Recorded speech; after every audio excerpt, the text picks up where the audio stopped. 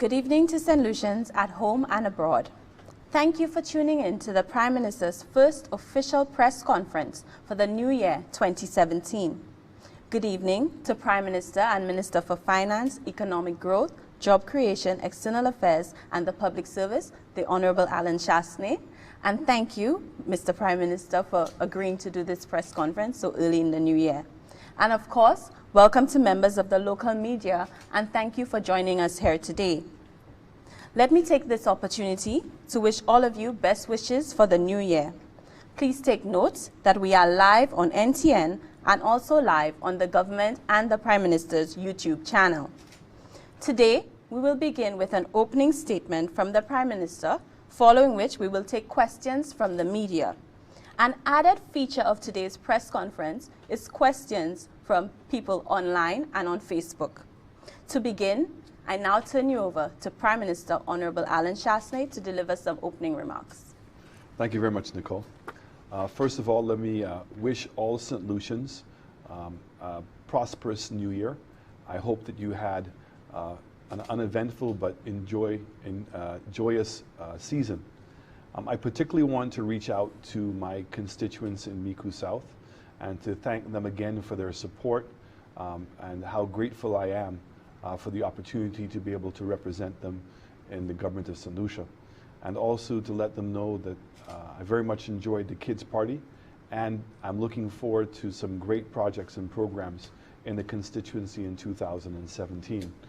I also want to be the first to say to all my friends and supporters in Douga and Lacouville that the long-awaited repairs to their road will be commencing very soon in 2017.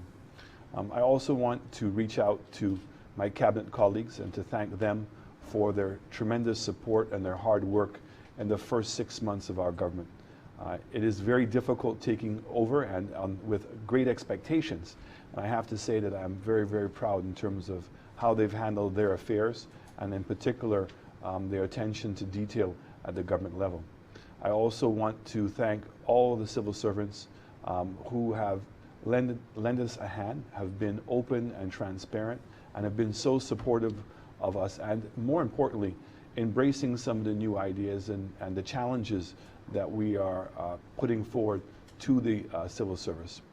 I also want to thank the opposition for their spirited debates and to say to them that I look forward to working with them in 2017 and also in moving this country forward together. And I'm very grateful to the Leader of the Opposition for his time and his support in our programs. I also want to say to Solutions that we have a very exciting agenda for 2017. We are in the last quarter of our fiscal year, and we are in the process of announcing our new plans. There are some ministries in which I'm going to be working with those ministries specifically in getting advance notice with regards to their budgetary allocations. One such ministry really is going to be the Ministry of Justice, in terms of new judges that we're looking to bring on, new support staff in terms of beefing up our judiciary. I long believe that tackling crime and making sure that there are convictions. I think criminals must know and understand and appreciate that when you do commit a crime, that the judicial system is going to move very swiftly to be able to convict you, and that there is a penalty towards crime. I want Solutions to always know that we are very aware of the escalating amount of crime in this country. We also know the grievance that it causes many St. Lucians, and we are never going to take our eye off the ball. Unfortunately, this is going to require the efforts of all of us, and in particular St. Lucians ourselves. I mean, I think that we have to get to the point where we're shamed and embarrassed by crime itself, that we have been given the benefit of having an independent country to govern ourselves. And what excuses are we using as to why we would find reasons to kill our own brothers, our own sisters, our neighbors, our friends, or just fellow St. Lucians? This is unacceptable, but this speaks more to our own values. And so the solution to crime is not just through the judicial system, but I think it's in our social system. So we have to do more work in the schools, more work in our communities, and get policemen not only to be looking to arrest people, but to be part of the process of preventing crime from taking place in the first place. I want to say that we have some great news coming out early in the new year with regards to the announcement by Sandals that they're going to be constructing a brand new Sandals La Source here in St. Lucia, which will be located in between Sandals Grand and the landings. This is going to be a 350-room resort, and it's promised to be a 6-star project here in St. Lucia. We will also be announcing further investments in the south end of the island. We've already heard about the DSH project and the commencement of the racetrack. We're presently doing the EIA. I'm hoping that that's going to be completed within the next week or so, and that we will get an announcement as to the official groundbreaking of that particular project. As I indicated, we're working with Mr. Teo King to put together a master plan for the other parts of Vieux Fort. And we're also working on the Black Bay development, the SaintLucia development, as well as canals. And I'm hoping that we'll be able to make announcements very soon in the new year as to what is going to be happening and with those projects. I'm excited about the inroads that we're making in agriculture. Despite the Hurricane Matthew, or the Storm Matthew, we were able to put money back into that sector to get production back up. And our meetings with the farmer producers, the banana producers in Martinique, as well as the marketing companies in France, are going well. As you know, that we've commenced exporting bananas through London to Paris. And so for the next 3 months, we're going to be testing our bananas in that market. And hopefully we can now generate a new market in addition to our UK market. But we also believe that we can revive demand out of the UK, despite the fact that the pound has dropped to 125. So it's been almost a 12% reduction in the value of the pound. In the area of infrastructure, I know that the minister is very keen on being able to repair a lot of the roads that we have. We're having several meetings with donor agencies to be able to get additional resources. We have made the decision to curtail the amount of money that we were going to spend on the Groselet to Castries Highway, and we're going to be spending more money now on the back roads. And we are looking at resurrecting the highway from Groselet all the way down to Vieux Fort. And we believe that this is the long-term solution to some of the traffic that we're going through right now. But in the meantime, by beefing up the back roads and also bringing in some more new roundabouts, and also dealing with the schools, because we all notice the same thing, that when schools are back in session is when the traffic seems to be at its worst. So I know the Ministry of Infrastructure is working very hard to come up with some temporary solutions, because we all recognize what the delays that people are going through, and at the same time putting plans in for an expansion of our road network. So I'm looking forward to 2017. I'm looking forward to the many changes that we've been talking about, and I just want to say to St. Lucia and to St. Lucians how grateful I am for their support, that when I walk around, the handshakes, the hugs, and the words of support and encouragement are very much appreciated. Thank you very much, Mr. Prime Minister. We will go straight to the questions. In between your questions, I will be highlighting some of the questions from Facebook as well. So please introduce yourself as you begin to ask your questions. Nisha? My name is...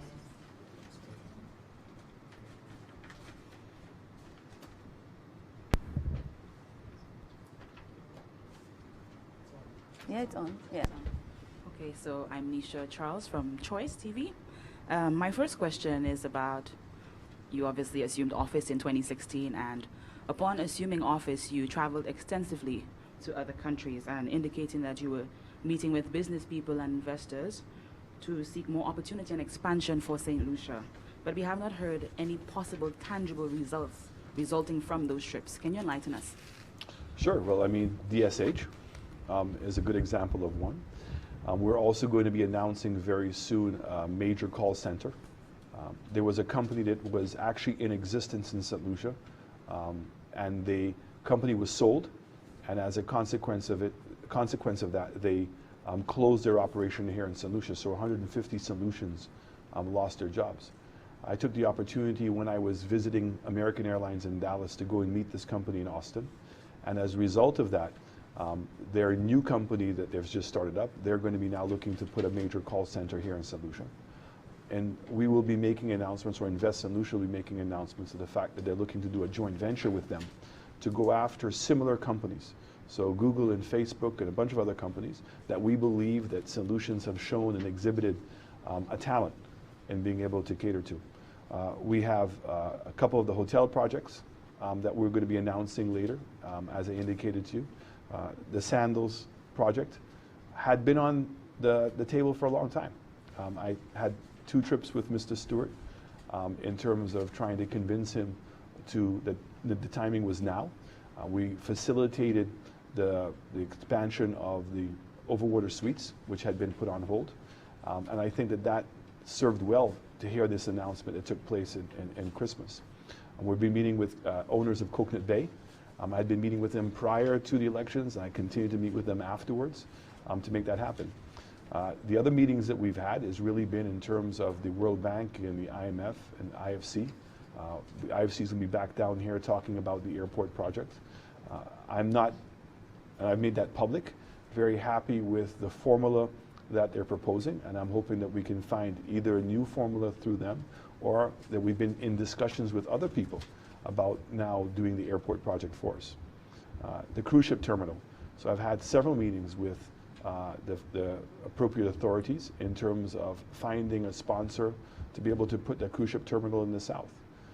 We had the meetings with the Martinicans, and also we went to France to meet with the French marketing company, and as a result of those meetings, we've agreed now to have bananas shipped to Paris to be able to sample out those products. We believe that that's almost 40,000 tons a year if we're successful in opening up that market. And to put that in perspective, we're only producing 12,000 right now. We used to produce almost 120,000. So we think that between the French market and the British market, we potentially can get that back up to about 80,000 tons a year. I've had several meetings with regards to the climate change.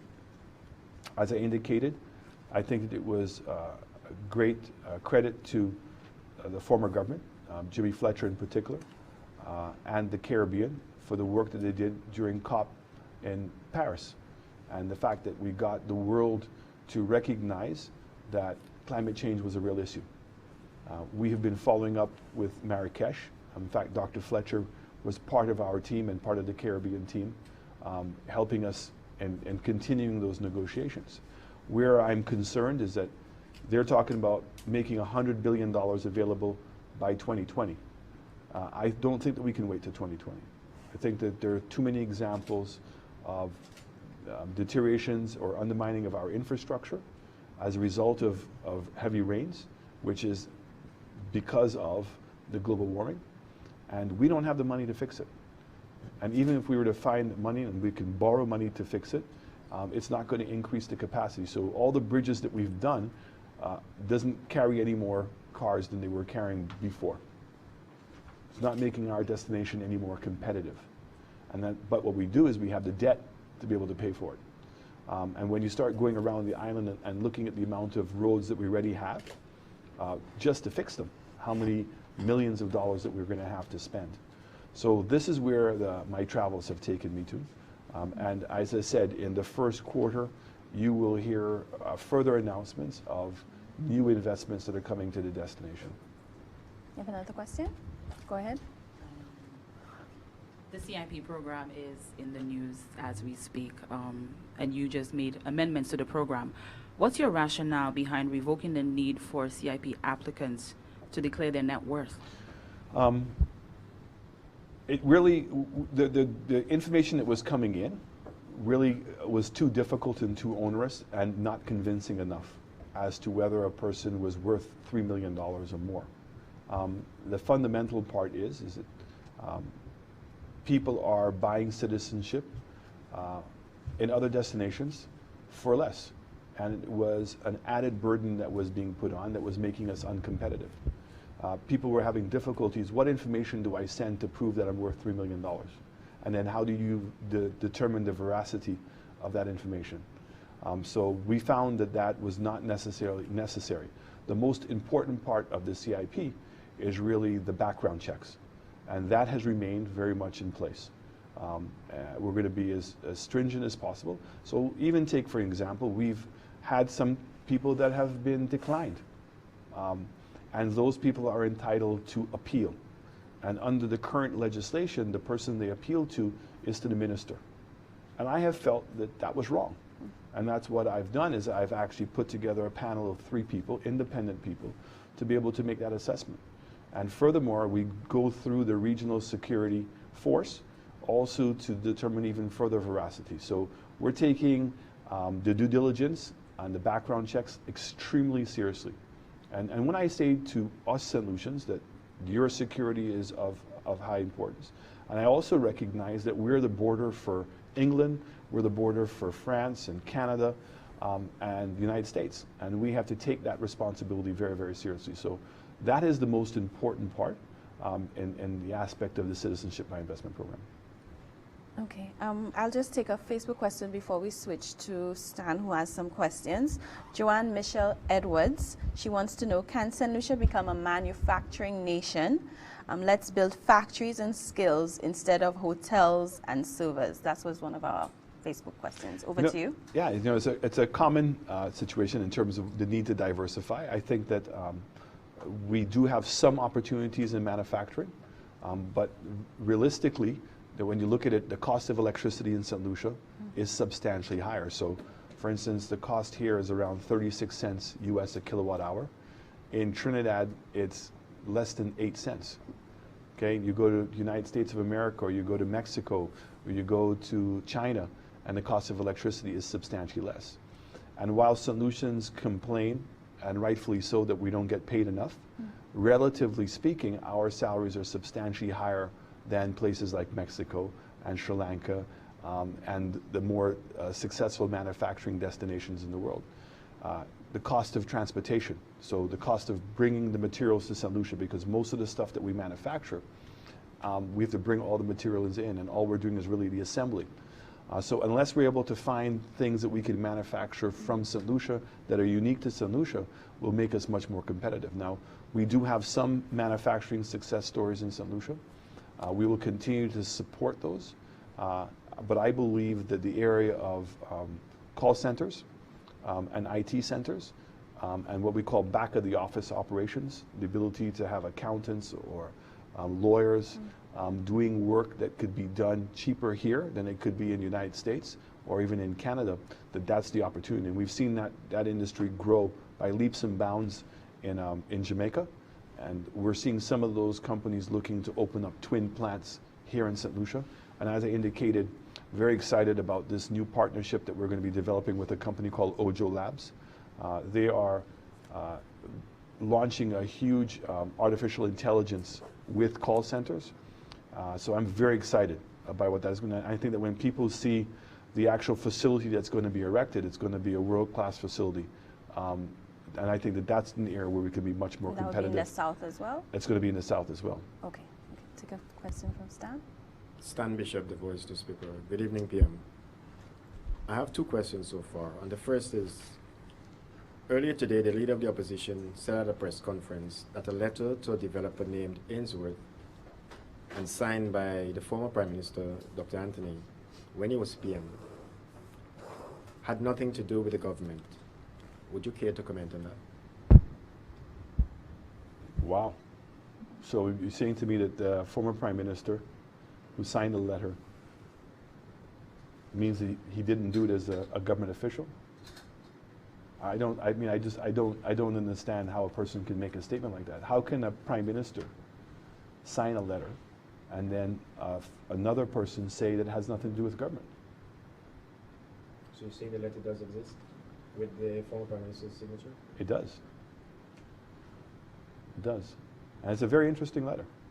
And do you hope to make that Public record? I will make that public record. As I indicated, that I will have a special press conference to deal specifically on that matter. And as I said to people in St. Lucia, that there was an alternative reason as to why the Labour Party chose not to proceed with the DSH project. And in fact, it has a lot to do with the letter from Robert Ainsworth. And what's very interesting is a lot of the things that they're criticizing are the exact same things that they have done in the letter.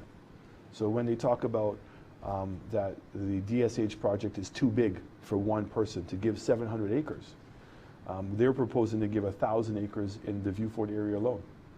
Plus they were talking about Louvet, they were talking about Trumassé, and they were talking about Pralet. And then when you look at the levels of incentives that they were giving, so when Ernest Hilaire or the leader of the opposition would say, wow, we've given away everything and there's nothing to be gained by the people of St. Lucia, well, they gave away more. And there's a particular clause in the letter which is even more disturbing. But again, we'll get to that. And what happened to that deal? Did that deal Well, go what's interesting is that the government claims that that we didn't do our due diligence on DSH and that I rushed into a deal. So here is a letter in which initial contact was made in November of 2015. There was a physical meeting in December of 2015, and then there was a subsequent meeting in the early part of February, and a letter was issued on February 9th.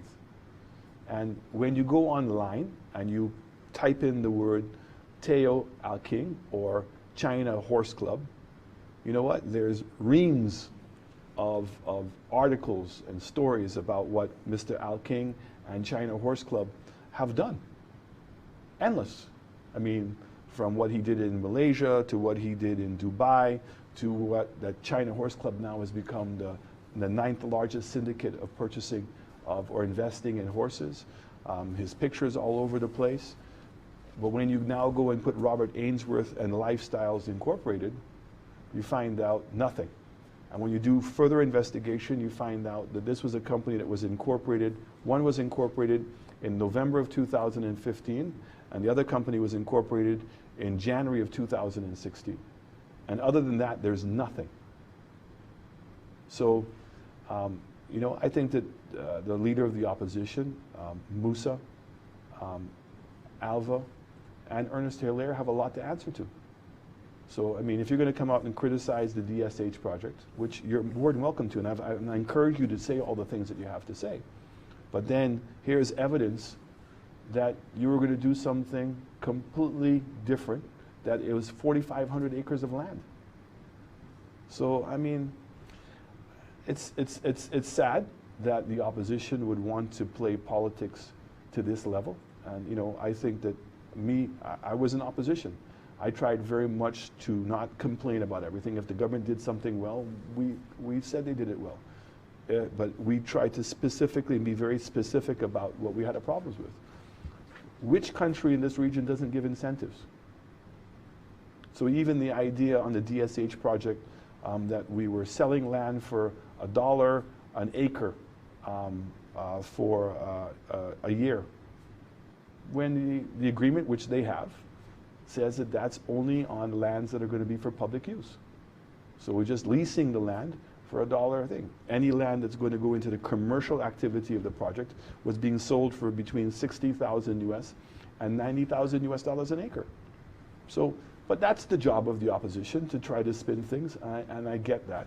But what was really disturbing to me is after listening to the emotional argument by both Ernest Hilaire and also by the leader of the opposition, and knowing Musa and knowing Alva, that they would have allowed that project to go through. And the fact is that not only did Kenny Anthony sign it. My final question for now is, I think by now, Prime Minister, you would have known about the Passports for Sale documentary that was carried by CBS last Sunday, in which the program described the CIP as a cash cow, which is just aimed at selling passports and providing safe haven for would-be or current criminals. What is your response to that? And how can you assure St. Lucians that we are following the highest standards of due diligence? Because, I mean, you would have been at the last Parliament session where there was a vociferous crowd outside with some valid reasons and concerns. What assurances can you give St. Lucians that we're not selling away too much or giving away too much in this DSH deal in return for the investment that we really need? Well, hopefully we're not confusing DSH with CIP. Well, they're interrelated. How are they interrelated? They're interrelated because, for example, Give them a lot of some of the regulations that have been changed. If you go through the agreement that was posted online, and so far DSH is our major investor. We don't have many CIP investors as yet. Unless you're tailoring those regulations to allow entry for new investors. DSH is the biggest project so far. But you do know that they had 4 projects previously approved, and then we've only approved 1 additional one. In fact, DSH hasn't even been approved as a CIP program yet. And the only change that was made as a result of DSH, which was one that we would have had to make anyway, is the limiting the number of past citizenship programs to be sold to 500 per year.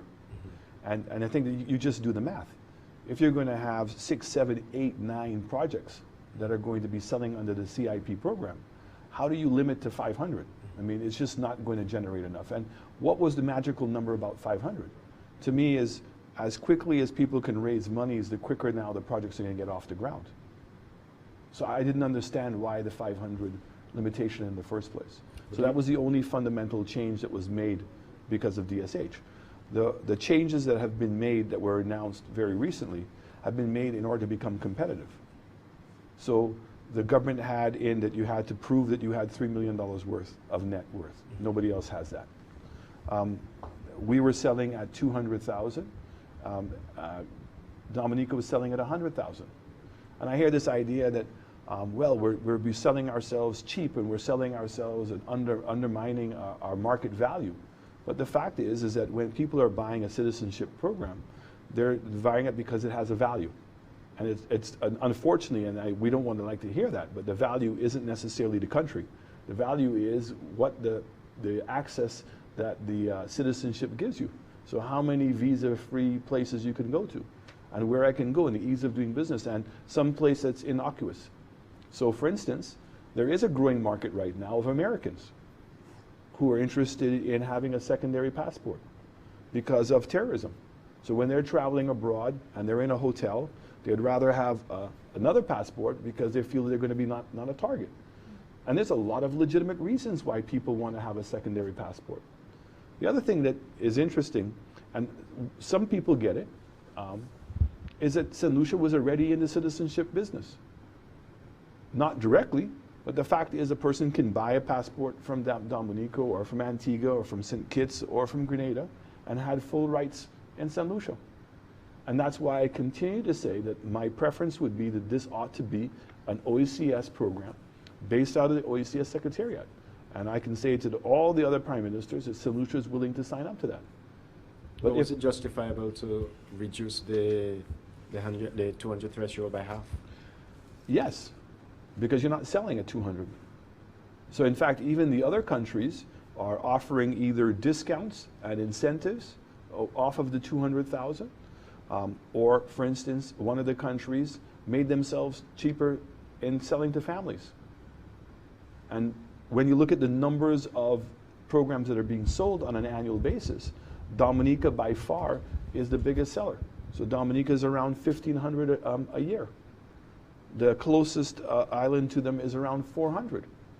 Now what's interesting is that when St. Kitts was in this program by itself, they were selling around 2,200 to 2,500 at its peak. Now that you have 5 countries coming in to be part of the program, you would have thought that extra activity would have created an increase in the demand and that we would have seen that number grow. In fact, it hasn't. So in essence, we're really just dividing the 2,200 to 2,500 amongst ourselves. So you tell me, how do you think that we can go and sell a program in which we're offering the exact same passport in terms of where it can access for twice the price. We're talking about SaintLucian passport, not...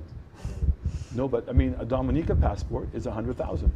And a Dominica passport right now has the exact same visa-free access that we do. So how do you do that? And then the other thing that's very interesting is to say, well, wealthy people want to know that they're in a place of prestige and everything else. Even wealthy people understand value. Okay, so our goal, as I indicated, is that we're going to keep this thing very transparent. The funds that are going to come in are going to be going into a sovereign fund. I will be announcing very soon how that sovereign fund is going to be set up and how it's going to be regulated and who's going to be managing the sovereign fund. But I can assure you, it's not me and it's not anyone in government. It will be completely independent, but it will be the asset of the state. Once the monies go into the sovereign fund now can lend money to projects in St. Lucia, whether it be tourism projects, whether it be local projects. It can buy bonds from St. Lucia. That sovereign fund now can also interact with other sovereign funds around the world. So other developed countries who want to be able to provide assistance to St. Lucia now can do it through the sovereign fund. So I'm very excited about where we're taking this program. The second part that's very important is that we're going to be introducing a new component which is called a residency program. And there's two forms of residency. I call one permanent residency, which is where you purchase citizenship, or temporary residency, in which you can now either make an investment in the sovereign fund or buy real estate in St. Lucia. So we're looking to really grow the residency component of the program and to take it more high-end at that point. But right now, I've made no bones about it. We are trying to sell as many of the citizenship programs as we can in a shortest period of time in order to get that money to be able to seed the sovereign fund. Seeding the sovereign fund means that we have money to go in the sovereign fund. Because a sovereign fund's value takes about 3 years, because the sovereign fund has to show that it has a disciplined investment program. So that's what we're attempting to do at this moment, and we believe at this moment that Dominica has set the price. We're hoping that the islands that have agreed to be part of this program can live up to their first commitment of harmonizing the system. There was a committee that was set up. It very rarely meets, and it very rarely comes to any conclusions. But I truly believe that this program would be better run at the regional level, but until such time, St. Lucia will do what it has to do to make the program work. Are there any more CIP-related questions, since we're on the issue right now? So we'll just do that. The opposition has a concern about the amendment of Regulation 9. I'm reading from their statement. It says the National Economic Fund should be placed within the Treasury with deposits going to the Consolidated Fund and used according to how Parliament has agreed. It is not for the Minister to announce through regulations how the money is to be used. Furthermore, the Minister must provide more information on marketing and promotion as suggested. Let me explain why. As it is constituted, there are 2 marketing agencies that are promoting the CIP at their expense wherever it is agreed. In return for each applicant brought in, these agencies get 10% of the donation of the fees. So we need to ask the following. 1, is the established marketing arrangements revoked? 2, if not, is the CIP paying 10% to marketing agencies, then holding 20% for more marketing? This means for every $100,000 received, the people of St. Lucia will only get $70,000 for citizenship. And they're asking, if that's the case, why would you revoke an arrangement where you pay 10% to now collect 20% to spend on the same marketing? Is there any other agencies which will be receiving payments from the 20%? You know, a little information is dangerous, and in terms of how you want to be able to use it. You know, Mr. Hilaire keeps attempting, but what he forgets is that he was the architect. So the person who put those marketing agreements in place and never told any of us was him. So in fact, you remember the story of how we found out about the company, because the company agreed to pay $150,000 towards lobbying firm in the United States of America. The 20% has nothing to do with the 10%. The 20% is because government is the one now funding the cost of the CIP. There are people working there. There's cost of processing, and there's a cash flow problem at the CIP because the budgets that they put in terms of what they were going to sell never happened. So all we've done is we've allowed now the CIP to keep 20% of the money to be able to cover its basic cost. We will do an amendment to that 20%, but we had to get it through right now because CIP could not keep any of the money, right? So what we've done is that there will be a thing where there'll be a cap on how much money the CIP can keep for the administrative cost of the agency. The 10% fee, he's the one who signed the deal and gave exclusivities for companies, whether they delivered or not. So anything that was sold in those countries, right, we have to pay 10%. And we're in the process of negotiating to get out of that agreement. So I know that the chairman and the committee are working with them and have had preliminary conversations, but the goal is to get out of that, of those marketing agreements. We believe that Dominica has shown the way, that by having a cheaper price, that all the agents out there now take that price and add their commission on top of it. Okay? Some of the other countries now are working in reverse. So they're saying we're going to put a higher price, but we're going to give you a commission. It comes out net to the same thing. And that's where, you know, when we say that we're cheaper than everybody else, we're cheaper in absolute price, the same price as Dominica. Now, some companies prefer it to have the commission guaranteed because you have people who now are selling to other people and they want to cover their commission. And this is what I kept on saying. This business is a very complicated business. It's a very competitive business. It didn't start in the Caribbean, although St. Kitts was doing it, but United States of America has been in the citizenship program for a very long time. Canada, United Kingdom, I can go down the list of people. So when you tell me that this is a grab for money, or that's what I think the 60-minute show said, what's the difference between them going after the best athletes, the richest people, and the brightest people? Isn't that not to make a financial contribution to their country? When the taxes went up in Europe and all of a sudden people wanted to move to England, they were facilitated.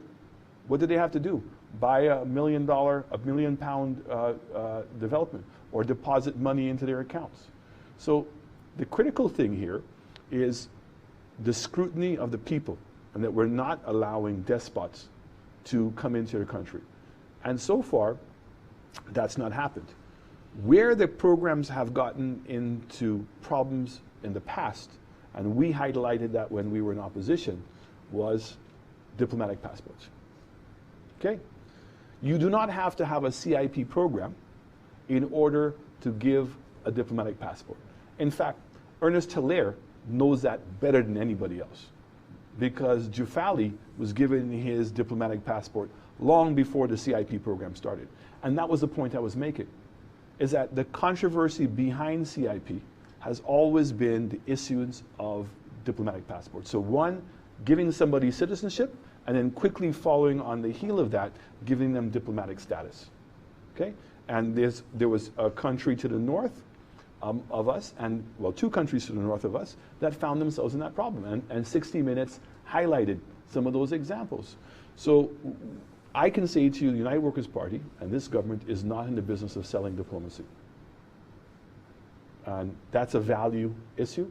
It has nothing to do with CIP. Okay, thank you. Don? Yes. Don Nicholas, DBS Television. Still on the CIP program. I have another question. Sure. That is non-related. The opposition, they're alluding that because of the amendments, an applicant is not required to produce a police certificate from the country of origin. Is that really so? No. In fact, it was a typo error that happened at the printery. In fact, that situation has been rectified. So the section that was being eliminated was the section that required the 500 limit. So it got 7.7 confused with 7.9, and that has been rectified. But absolutely, all of the due diligence requirements are still there, and nothing has changed. And in fact, we're trying to put even further layers on top of it. You have a CIP question? No. Okay, well, let's just do the for Reggie's first. Reginald Andrew, The Mirror. Yes, Mr. Prime Minister. At the last sitting of the House of Parliament, one opposition MP spoke about some clarification with the CIP. Said that we don't know who is the minister responsible for the CIP. As well, there was a statement about a regulation that states every 3 months or every 6 months that a report should be tabled in Parliament. Can you bring us up to speed on that? Sure. The minister responsible is myself, the Minister of Finance, like how it was previously. In terms of the report, we only just recently have had a sale. So I think that we've done, 6 CIP programs, and we've done 6 bonds, but I think we've only collected the money on 3 of the bonds. So there isn't anything significant to report, but we will be adhering to that requirement. Okay. Is it a CIP question? Okay, let me just ask one Facebook question. It's actually related to DSH. Philip Dujour wanted to know, have we signed an agreement for the racetrack, and how many people are actually going to be employed in the South with the construction of the racetrack and upon completion? The deal for the racetrack has been agreed to.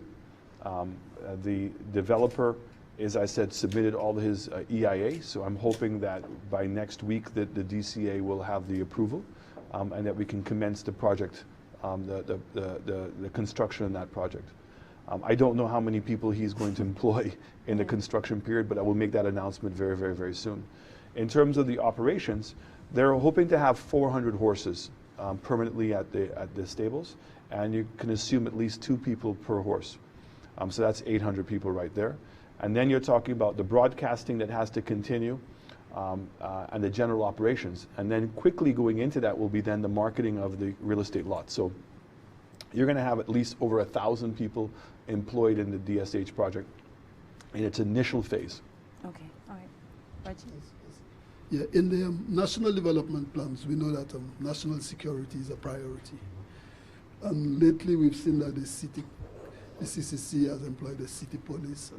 But going further along, what is the scope regards the CCTV cameras, and as well as the forensic lab? What is the update on that? We are working on the CCTV cameras. We're also working with the private sector, so to look at the different stores that they have along highways and in town, and to make sure that cameras are also placed on the outside so that we can get fuller coverage. So the gaps that exist, that's where the government will be filling in those gaps. In terms of, what was the other question? Forensic lab.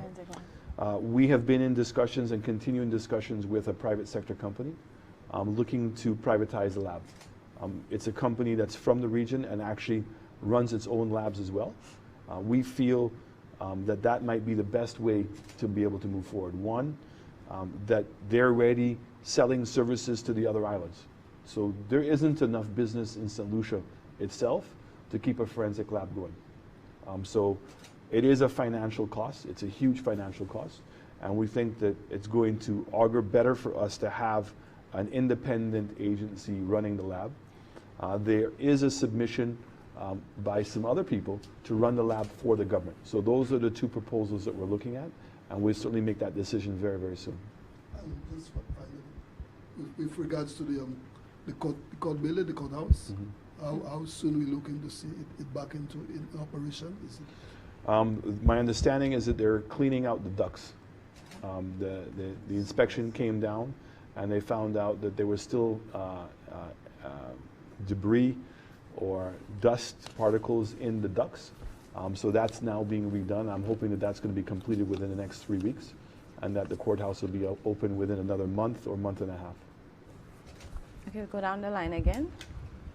and end that with Nisha. And the opening depends on, again, bringing in the health inspectors once that work is done, subject to their approval. Okay, just moving to tourism.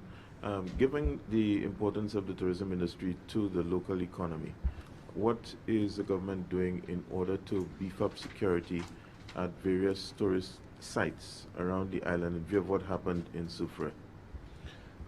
I spoke to the minister, and I've also spoken to security. I've asked for an immediate audit of all of the tourist sites that we have to go back to ensuring that everybody has their own security on place in the destination, and each of the tourist sites. We've seen now what Castries has done. Soufrière has done it in a less visible way, but you may see that the Soufrière Foundation might go the same route of bringing back its own police. I know that we're talking about whether, in fact, those policemen should be armed or not, and that's a discussion that's taking place as we speak. So it's something I'm very, very concerned about. Particularly, we saw some muggings in the town of Castries as well, but that's why I think that the introduction of the new policeman, the city policeman, is a welcome change. But it comes to a bigger issue, you know, the whole thing with crime. I'm not convinced that crime is only, that poverty contributes to crime only. Okay? There's still a certain amount of values that we have. And SaintLucians must see criminals not as Malawi's, but as people who are affecting our society. And that they are the enemy. They are the people that are destroying our livelihoods. And we shouldn't be protecting them. And the police cannot do the job exclusively by themselves. But that's why it comes back to now the judicial process of getting quick convictions. And that people know that crime is not going to pay. And so that's why I'm saying to you that while I'm going to be doing things to beef up the police force in terms of new equipment, but we're really, the emphasis in the first 6 to 8 months is going to be on the judicial system. Okay. Just one more for me. While we're on the issue of crime and security, what about security at schools? This has also been a burning issue. The National Workers Union just met with, I think, the education minister to discuss the issue and the business of the traditional watchman thing. They wanting to move away from that. Where does that leave the watchmen? Does that put them on the breadline, or you know what really are the measures that will be taken place to really beef up security at the schools? Well, I mean, it's a very serious issue, and it's one in terms of safety, and it's also in terms of cost. So the watchmen, as they are constituted, are inadequate to be able to deal with the problem. But at the same time, we have a cost issue. I mean, and I want everybody in SaintLucia to understand that we are running a deficit government right now. We're spending more money than we're taking in, and that the majority amount of money that we're borrowing is really to pay for debt. And we're at 80-something% now, 83% debt to GDP. More than likely, the economy is either going to be flat or contract for this fiscal year. The changes that we're going to be bringing about and the lowering of the tax base, of the tax rate, in the short run could potentially dampen how much money we collect. So if you're going to collect less money and you still have all these expenses, it's going to be a problem. So we have got to find a solution to the problem of the security at the schools, but we've also got to be extremely mindful of our cost problems. So every day we're talking, there's just more and more cost. And so what it means is we cannot go about doing business in the same way. And so electronically surveillance may be a more cost-effective way of being able to help in the school areas. But again, it comes back to convictions. Right now, I think a lot of people commit a lot of crimes in this country because there is no fear of being convicted. And we've got to change that. And I'm telling you that we are going to be putting monies into bringing more magistrates in, bringing more judges in. increasing the number of courthouses that we have. And then part of that is about evidence. So that's why the forensic lab plays such an important role. And then beefing up the police investigative arm to make sure that we have the necessary evidence.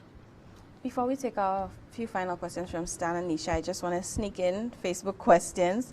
Jody Wall wanted to know, what are your administration's plans for constitutional reform and changes to the constituency boundaries, and how can the average citizen get involved in the process? We've started the process in that there was a constitutional committee, and that's the first thing that we're going to be looking at. So Kim St. Rose, who's the former AG, who's now a special advisor to the Prime Minister, is going to be working with me and also the opposition in identifying what are the things that we already agree on. And let's bring that through Parliament.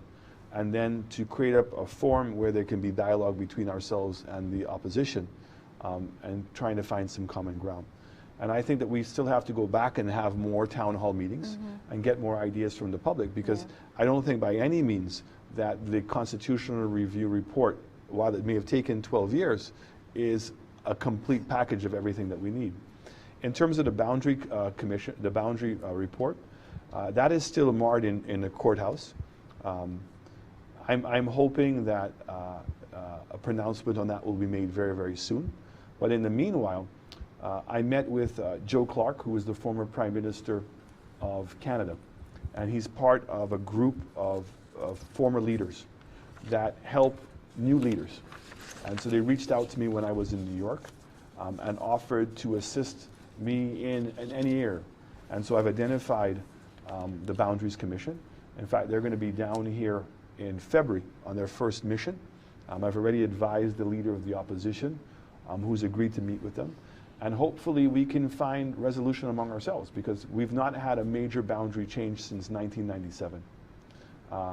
And there was a very good report that was produced by the Commonwealth Secretariat at the request of the former Prime Minister, and talked about changes that had been happening in other Commonwealth countries that have not happened here.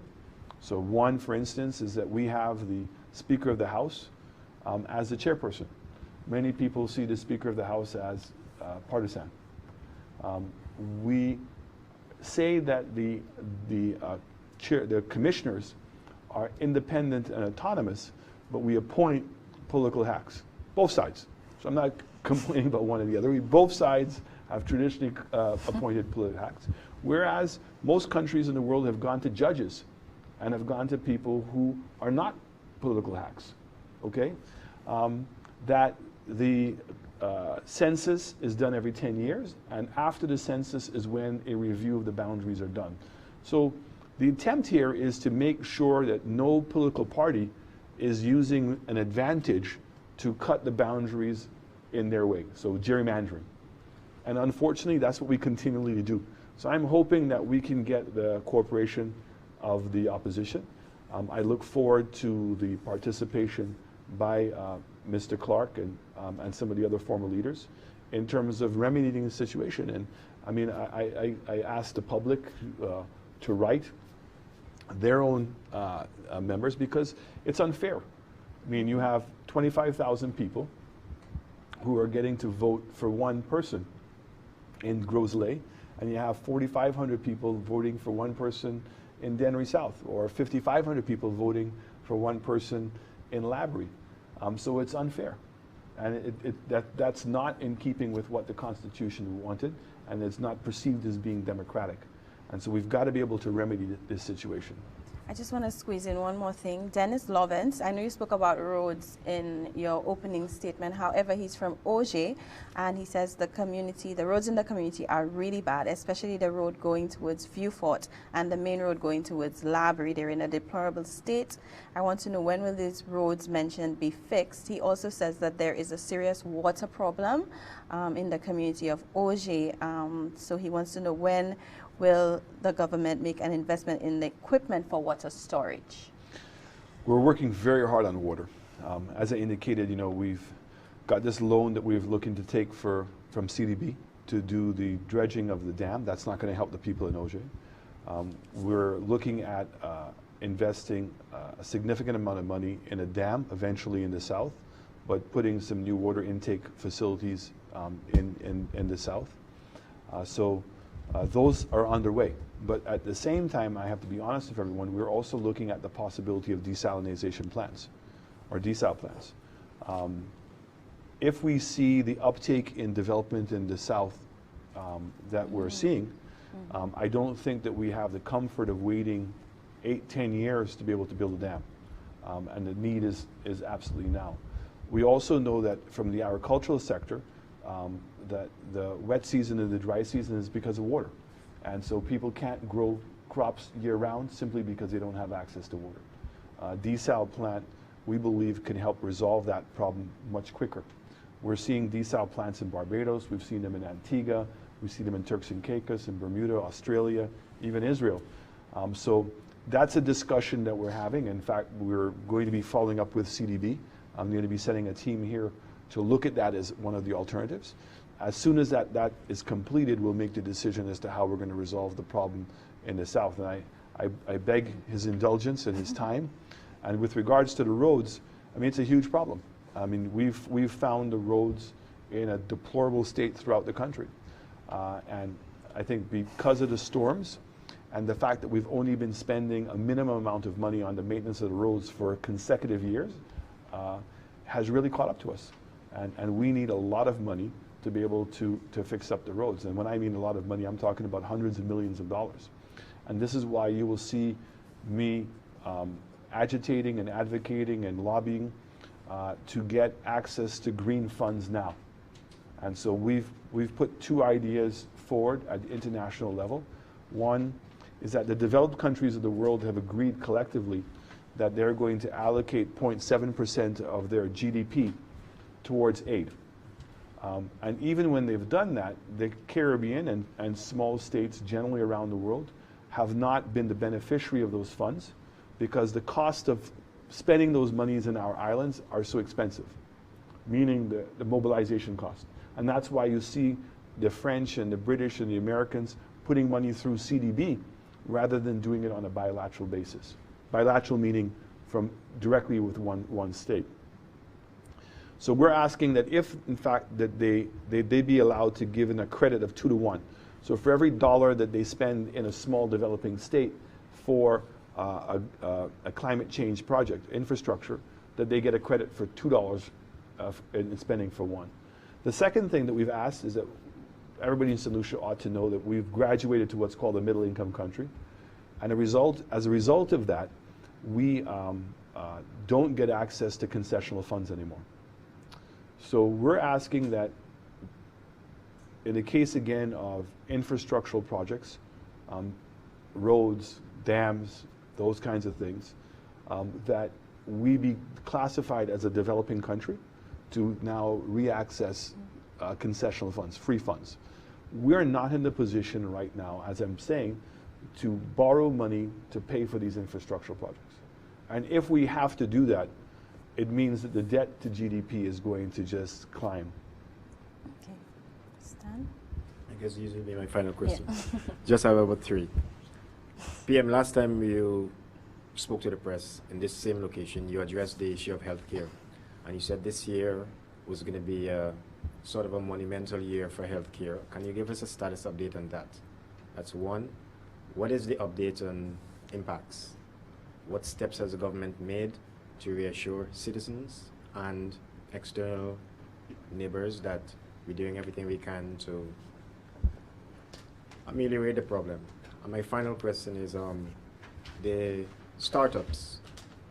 I came from Israel a couple of weeks ago, and the municipality of Tel Aviv invests in its citizens. Actually, Tel Aviv is per capita, the #1 startup capital in the world. And it works where the municipality just charges startup investors a nominal fee. They have access to a building because they have their own key, and they pair a would-be investor with another person. And they vibe off of each other. What I understood is that for every 100 startup businesses that get off the ground, 97% fail. Now, naturally, we ask the question, why do you sustain that? they said for the 3% that actually succeed, it outweighs the 97% that fail. Now you know that in St. Lucia we have a problem with especially young investors approaching, and I hate to use the word development banks, and being turned down because their businesses or the business ideas don't seem viable. I spoke to 2 business people, just one this week and one last week, and they've been turned down by almost every single bank in this country. One was lucky, well, both of them have been able to muster the resources from some other sources, and they're in business now. What assurances can you give St. Lucians, since you say government is big on employment, creating employment? What assurances can you give St. Lucians that if they have good ideas, that they will be supported by especially our commercial banks? So should I answer the last one, because that seems to be the one that you're very, very passionate about. I've been having meetings, and we haven't come to a conclusion yet, but this is the direction we're going in. So basically, the St. Lucia Development Bank, I've gotten some young people on that board. And the goal here is that the St. Lucia Development Bank needs to channel its lending through separate entities. So let's take TIPA as an example, who is to take an existing company and help them get into the export market. So if they're going to borrow money from the development bank to do that, the development bank knows that the person isn't doing it by themselves. So there's that support mechanism to help them go. We're going to be opening up a new entity called Village Tourism Incorporated. So it's an entity to assist small guest houses, small restaurants, small gift shops in the different communities in being able to develop. And we're going to give them accounting systems, we're going to give them marketing support, we're going to give them management support and training. So again, if the development bank is lending money through that entity to those people, it knows that that support mechanism is going to be there. So we have these incubators, TIPA, Village Tourism, the new marketing entity for agriculture. We would like to open up an agency for the creative industries like TIPA, so that basically will help people in the creative industries develop and hone their skills as businesses. I've seen too many young people who are signing contracts with labels too early, and therefore they get the short end of the stick. So the idea here is to not only help develop their skills as a musician or as an artist, but also to develop their business skills. What does a contract look like? You know, what are the things you should be looking out for? What's branding, and how is the distribution system working? Educate them about all those things. So that is how the development bank is going to be able to work and to be able to now develop those people. We're not in the position of Israel. So I agree with Israel. I mean, I've said this a million times, that small businesses are like turtle laying eggs. Okay, lays hundreds of eggs, but only a handful of those actually ever succeed in becoming adults. But the fact is, you don't know which one is going to be successful. Mm-hmm. And as I've always indicated, tourism is a platform to help small businesses, especially in the export market. Because what tourism does, it brings that export market to our shores. So it brings Americans, it brings British, it brings Canadians. And if we're now savvy enough that when we're producing things here and we're selling it to the tourist, that we know, hey, Americans seem to have an appetite for this, or Canadians seem to have an appetite for this, okay? And then that now helps in terms of penetrating that particular market. I'll give you a great example, bananas. We know that 85% of the British people that come here come from the town of London. And we actually, because of the postal codes that we get, we can pinpoint where they come from, which means we can identify the grocery stores that are closest to where the majority of people who've been to St. Lucia. Now what I want to see here is billboards that promote our bananas. I want to know that we're selling banana daiquiris. I want to know that we're selling banana coladas. I want to know that we're selling banana cakes. I want to know that we're giving them a recipe of using a St. Lucian banana, and I can only work with a St. Lucian banana. This is where we need to become savvier, and I agree with you wholeheartedly. And we spend so much time complaining rather than looking at the opportunities that exist for us, and that's why it's to create the agencies that can facilitate that, to stop that level of frustration. But I would be lying to tell you that we have $1 billion lying around to be able to facilitate that. But I want to take this time to say this to you. The policies that we're putting in place are to be able to grow the economy, to be able to generate more taxes, not by charging a higher rate, but by creating more volume of business. And if we're successful in doing that, more money that we get, the more things that we can sponsor like that. So right now, if we were to live within our budget, we couldn't do a lot of things because we're spending more money today than we're earning. So it means that we should cut education, we should cut healthcare, we should cut the $1 million that we're spending a year on maintaining the roads, we should cut the $1 million a year that we're spending on maintaining the schools. So we're broke. What we're doing right now is absolutely, categorically unsustainable. And it's unsustainable simply because the economy has not been growing. I mean, unfortunately, Sir Dwight has passed away, but the message was the same every year. You need to grow by 5% per year. You need to reduce the debt that you have to less than 60% in order to be able to create a viable country. And that is what we're going to be focused on. And I preach this every day with the civil servants. I preach this every single day with business people. That why would you continue doing something that you know is not going to work? It's the old adage. If you continue to do the same thing the same way every day and expect a different result, that's not going to happen. So that's where we're going with the small businesses. I'm a big believer in small businesses. You never know when that small business becomes big. And I always talked about that Tortuga Rumma Cake example. And it's now an international business, and its headquarters is in Cayman. So I want to see a bunch of businesses successful on a global basis, and knowing their headquarters office is going to be here, and flying that St. flag very proudly. Update on healthcare. You have healthcare. We're moving very quickly with healthcare. I met with the Europeans when I was in Brussels in terms of how we're going to handle the Owen King Hospital. There's still a lot of issues with that hospital. We've asked for a company to come down called Aon, which is a huge insurance company, to do consultancy work with us to see how we could frame a healthcare insurance program here. So basically the way the healthcare insurance would work is that everybody who is working, so if you're working in the private sector, the company makes a contribution and each of the individual workers make a contribution. If you work in the civil service, the government makes a contribution and the civil servants make a contribution. The people who are unemployed, the people who are living below the poverty line, and pensioners who are earning an income less than a certain amount, government would have to make their contribution. But it means that everybody will have an insurance card. If you get sick, you go to the hospital and your bills are being paid. Now, if the bills are being paid, it means the hospital now can have the medicine, it can afford to have the right equipment, it can have the right amount of staffing.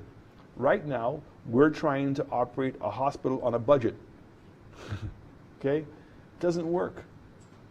And the budget is grossly inadequate. So everybody's finding ways to cut corners to make this thing work. So we've got to be able to make that change, and I'm very anxious about that happening. The Mexicans have done an analysis on St. Jude's and some of the hospitals in the South, so we're expecting that report any day now. I just heard that the audit of St. Jude's was just completed, and it will be handed over to myself and the Director of Finance tomorrow, and then it will be presented to Cabinet within another 2 weeks. We are working very hard on the Owen King. We had a group from Europe that came down that's made a presentation to us. I'm meeting with a group out of Cayman. We've spoken to the French authorities. So we're trying to figure out what's the best way possible. I honestly believe that integrating the wellness center into that complex, looking to put a university, a medical university, will add one form of revenue stream. Getting into health tourism would be another potential revenue stream. And then obviously introducing the healthcare insurance would be another revenue stream. And so hopefully we can find an entity to make that work. Impacts? In terms of impacts, I've had a chance to speak to the DPP. He's moving very quickly. I think that he will be making some pronouncements soon as to what his findings are. I continue to reach out to him to let him know that we're here to support him in any way. And we did have a very long meeting with him and the Attorney General and also the Minister of Security with regards to the judicial system and everything else. So that's a the big ask that he's asked for in terms of beefing up his own department, as well as beefing up the judicial system, because that's going to help him in his overall ability for convictions. But I think that he will be making some pronouncements on impacts. I've certainly not heard from any of the other countries to date, because I think that they're also been watching and monitoring what's taking place, and I think that so far, knock on wood, everybody's satisfied. And I really hope that we can bring this thing to a conclusion as quickly as possible. But I will say to St. Lucians that we continue to work to complete the list of 25 recommendations that were made. So I want to assure St. Lucians that we're going to do everything possible to make sure that we can't find ourselves back into this position. So that's the update on those things. Nisha had a question? Yeah. Question. One question, right? One. Okay. My question is about the St. Lucia Tourist Board. The employees have been given their walk-in papers, but we have yet to hear about the legislation for the transition from the Tourist Board to the Tourism Authority. Did the government perhaps put the cart before the horse? And who is staffing the St. Lucia Tourist Board currently? That's a great question. No, we didn't put the cart before the horse because the goal was that by April, when the new budget process comes in, that we would have already started that process. So unfortunately, if we had waited until April to make that announcement, it means that the first quarter allocations would have gone to pay off the staff, because everybody was paid off and all their redundancies were paid off. So we're in the process right now, a small team of actually putting the structure together. We're very close to completing the legal framework for the whole thing, and then a special team will be hired to now go and recruit the top executives of that entity and move forward. But we're not waiting. We're actually meeting with companies right now to help us in terms of the rebranding of St. Lucia. We're stepping out a bit of the norm and not going with tourism-related entities. I personally believe for a long time that the traditional tourism marketing companies have lost their way. They used to be able to do really nice ads on glossy newspapers and magazines to help with what we call the branding of the destination. But now social media is the dominant communication. And they don't seem to have been able to translate that into brand. And brand is everything. I mean, it is everything about marketing our destination. And so one of the things that we're also looking to do is create a company called Brand St. Lucia. And so Brand St. Lucia will have the Citizenship by Investment, Invest St. Lucia, Pinnacle, TIPA, the marketing board, and there's a couple more. Everybody who's related to promoting St. Lucia, they will be sitting on one board together. So it means that everybody now knows what the other person's doing. So when tourism is marketing or doing a big push in the UK, as an example, they can bring TIPA, they can bring the agricultural people, the CIP program. When the CIP people are out promoting in Asia, they're now bringing that brand St. Lucia and everything else that goes with it. So that's the level of synergy and coordination that we're trying to make happen. Okay, we're in our final 10 minutes, so we'll take our final question. Good evening, PM. Forgive my lateness. I guess since I couldn't hear everything else you said, I'll ask a question based on, I think, the last question Stan may have asked concerning healthcare and Owen King EU. I heard you mention the fact that you like the fact that the wellness center is also part of the entire hospital complex. No, I didn't say I like it. I said I think that we're going to have to include the include it. I'm sorry. For a while now, we haven't heard any of our past administrations speak about the criminally insane. We have Bordelais, which is at about 50% above capacity. They're already stretched for resources. It is no secret that we do have people who have been incarcerated, who have been convicted of crimes, who have been deemed mentally insane. Now, there's an argument on two sides of the argument where people believe that these people should be housed at the mental hospital, and we do know that there are no facilities in place to incarcerate people or to treat people who have been convicted of crimes. moving forward, how do you propose we deal with that aspect of mental health and the justice system? You do know that the Owen King Hospital has a reduction in the number of beds by almost 40. And the rationale behind that was that we were supposed to change our healthcare system to focus a lot on primary health. So it means primary health would mean that they would help do the diagnosis at that level. They would help prepare you for the operation, and you literally go to the hospital for the operation or if you're in critical condition. And then the recovery is also back at the primary level. Included in that is wellness, is mental health.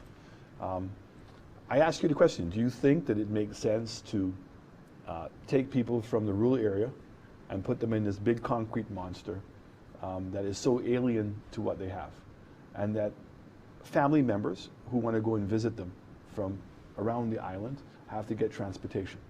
So I have a problem with that.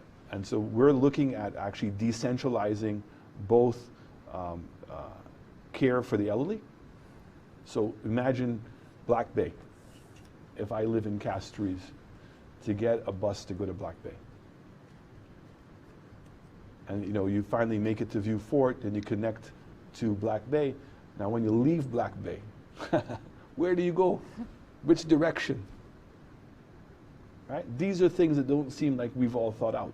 And my government, my party was involved in the development of Black Bay.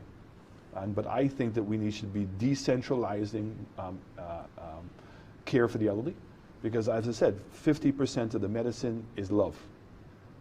And it's getting people to have more access and leaving those jobs now in the rural areas. And I think that if we're doing that also with mental health, we can achieve that. And clearly, the criminal mental health, there's going to have to be a special facility made for them. But it's on a much smaller scale than what it currently is happening. Okay. You did say, Mr. Prime Minister, that social media is the most dominant form of communication, so it makes sense for me to end with a question from Facebook. Barbara Barker wants to know, what is one of the most important tasks you have accomplished so far or would like to accomplish during your time in office? I would say to you that we have been able to get some new interest in SaintLucia and to get some people's confidence back in SaintLucia. And I think that we're showing a leadership role on critical issues, and that's all part of this branding of SaintLucia. And that's why I said in the House, not just talking the talk, but walking the walk. Can't say that we're going to be fiscally prudent and not be. Okay, but being fiscally prudent is going to require some very tough decisions. I don't want SaintLucians to underestimate how tough those decisions are, because sometimes we're going to have to go backwards in order to be able to move forward. I have been very surprised at how well our approach towards development has been received. And that maybe it's just the time, the fact that people have seen that the old way is not working and are prepared to accept a new way forward. And ours is basic on the premise of accountability. There's nothing difficult about what we're doing here. So even at the end of January, we're going to be putting on a seminar for all the ministers, all the permanent secretaries, all the statutory bodies on compliance. So compliance teaches you that when you are on a board or you're a minister or you're a PS, your job's not to do the job of the technical people. So your job is to make sure that the bureaucracy is there and that they're getting the support to do their job. But here's the tough part. If technical people are not doing their job, then we need to change them. But that's not the first option. You know, the first option if somebody isn't doing their job is to say you're fired. The first option is to say, okay, does this person really understand what their job is? So it's to review their job description with them, help hone it down so maybe they have a better understanding of what their job is. If they still don't do their job properly, the next question we ask ourselves is, do they know how to do their job? So are we providing the right proper training? Are we giving them the opportunity and the capacity to be able to deliver on their job? Now, if we've done all those things and they still don't do their job, what we normally say is, do they care? Okay? We're trying to bring that passion back to the civil service. And a couple of meetings I've had with a couple of departments, I was so heartened to see the reception to that people want to have pride in their job. I think a lot of people are going to the civil service today because it's just the pay. Okay? And they have no idea what this is supposed to deliver. And I'm saying to people in St. Lucia, if you're going to work for the government, you have been given a great responsibility to do something special for your country, and then you also get paid to do it. So you're able to take care of your family, but also you're able to make lives better for your brothers, your sisters, your cousins, your friends, and your neighbors. And this is what we're going to be doing. So the time that we're spending now in putting together this 4-year plan is to give people a sense of direction. Now, the United Workers' Party's manifesto is that compass for now, because that went to vote. That's what the people voted for. So it has the mandate of the population of St. Lucia, and that now becomes the direction we're moving in. What do we want to do? We want to create a globally competitive education system, because we're saying the education system today is inadequate. We're hearing that 45% of the people who are unemployed in this country have a primary school education or less.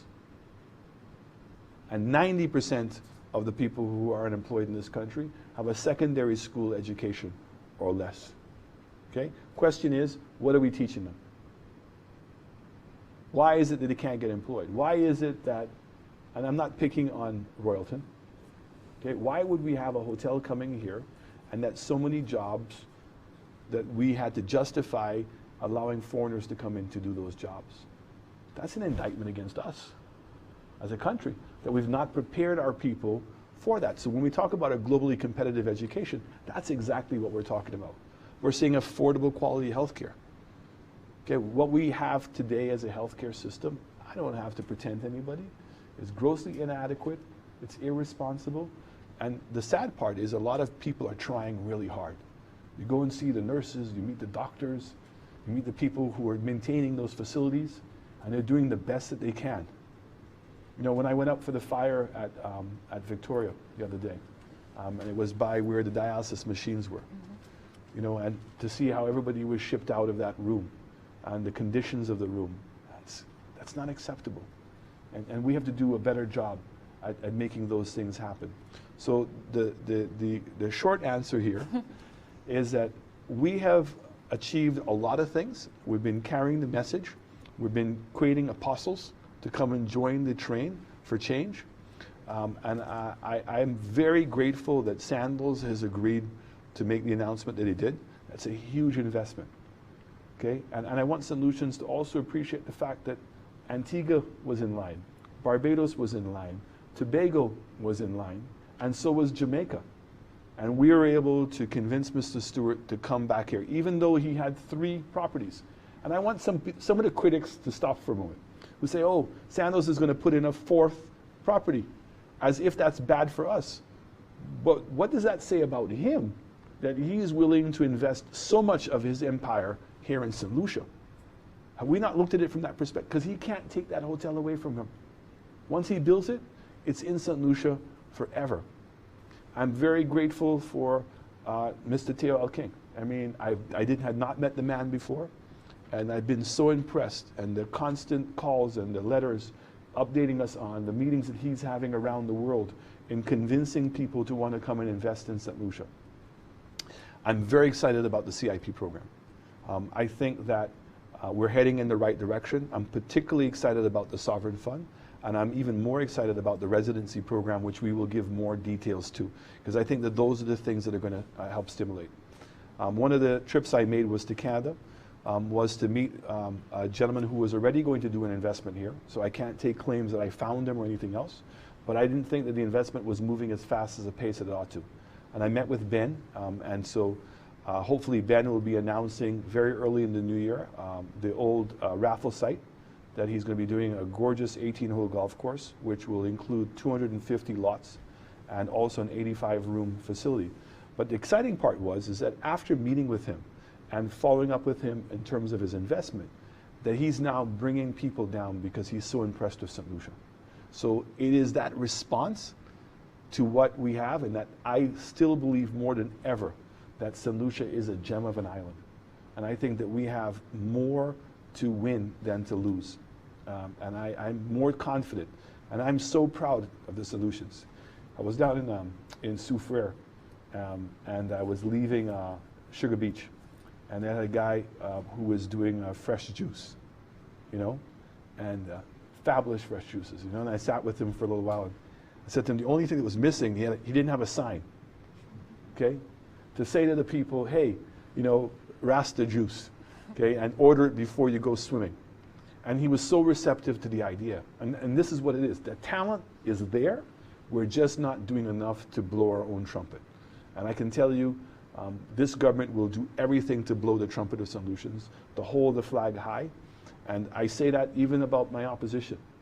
I'm proud about the opposition we have. I have no difficulties with the issues that they bring up, and also with the media. And once you're going to research your information, and this is to make the country better, then I'm all in support of it. Just to end, Mr. Prime Minister, what would be your final message? What are you asking of St. Lucians in 2017? 2017 is to tighten your belt, hold on, tighten your seatbelt, and to embrace the change. It's going to be difficult. It always is. To leave what you are accustomed to doing and to try something new. But we have no choice. Honestly, the country is in a financial quagmire, and there's tremendous amount of potential, but we now need to convert that potential into reality, and it's going to require fundamental change. And the one thing I want to ask of St. Lucians is to bring back that St. Lucian pride. Let's wave the flag. Let's celebrate who we are. Let us not make excuses. And the biggest one is crime. Crime is a reflection on us as a society. We can control it. And I can say to you that if society says that there's going to be no more killings, there will be no more killings. If people know that their neighbors are going to report them, if they know that their mother or sister are going to report them, and they're not going to tolerate any form of crime, it will change. And why is it that we can't have that? Why did our fathers and our uncles and our grandfathers and our great-grandparents fight for our independence? Why are black people in America still trying to fight for their own rights 400 years later? And yet we turn around and we kill each other? We rob each other's homes? All the same things that we say that the white man did and disrespected us? That's within our realm to control. This is the change that we can make. Thank you very much, Mr. Prime Minister. Thank you for your time. Thank you for taking all the questions. I would like to thank the ladies and gentlemen of the press for your pointed questions as well. I hope that a lot of the issues have been addressed here tonight. Thank you to those who sent Facebook questions today as well. You have been tuned in to the opening of the year press conference by Prime Minister Alan Shastney. Good night.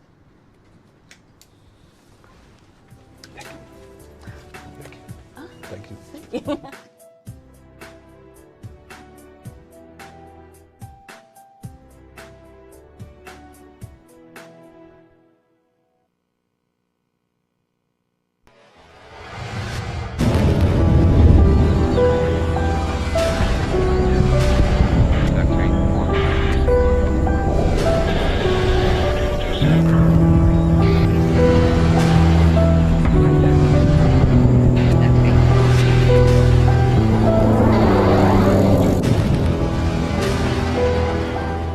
ICTs, or Information and Communication Technologies, are essential for the achievement of the UN 2030 Agenda for Sustainable Development. An ambitious action plan for people, prosperity and the planet, the 17 Sustainable Development Goals aim to eradicate poverty and strengthen universal peace through collective partnerships. promoting economic growth, social inclusion and environmental sustainability. People everywhere can reap the benefits of connectivity. Let us empower individuals with these transformative technologies so that they can advocate and innovate for our common future.